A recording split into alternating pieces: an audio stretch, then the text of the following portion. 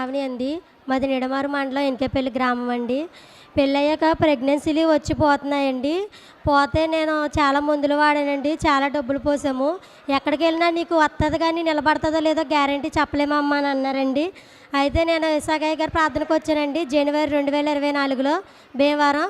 వచ్చినప్పుడు నేను కమలాపళ్ళు ఇచ్చుకుని వచ్చానండి. అయ్యగారి దగ్గరికి వెళ్ళి, అయ్యగారండి నాకు ఇలా కావాలంటే నీకు ఎవరు కావాలని అడిగారండి. నాకైతే బాబు కావాలండి అని అన్నానండి. అయ్యగారు 2 పళ్ళు తీసి నాకు ఇచ్చారండి.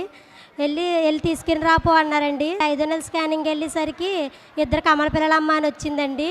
కమల పిల్లలు అయితే నేను చాలా సంతోషపడిపోయి మళ్ళీ స్కానింగ్ తీయించుకుంటే స్కానింగ్లో మచ్చ ఉందన్నారే. తర్వాత మళ్ళీ ప్రార్థనకి వెళ్ళి వచ్చిన వెంటనే స్కానింగ్కి వెళ్ళాక మళ్ళీ మచ్చ ఏమీ లేదు, తగ్గిపోయిందని అన్నారే. కానీ నేను అప్పుడు పిల్లలు పుట్టాక నీ పిల్లలు బతకరో నువ్వు బతకవో అని నేను ఎక్కడ సంతకం పెట్టాలన్నా పెడతానని డాక్టర్లు అన్నారండి. విజయవాడ హాస్పిటల్లో పెట్టినప్పుడు నేను ఇసాకయ్య గారికి ఫోన్లో లైవ్లో చూసి ప్రార్థన చేయమన్నానండి. ఆ తెల్లారి నేను పిల్లల్ని తీసుకుని ఇంటికి వచ్చేసానండి.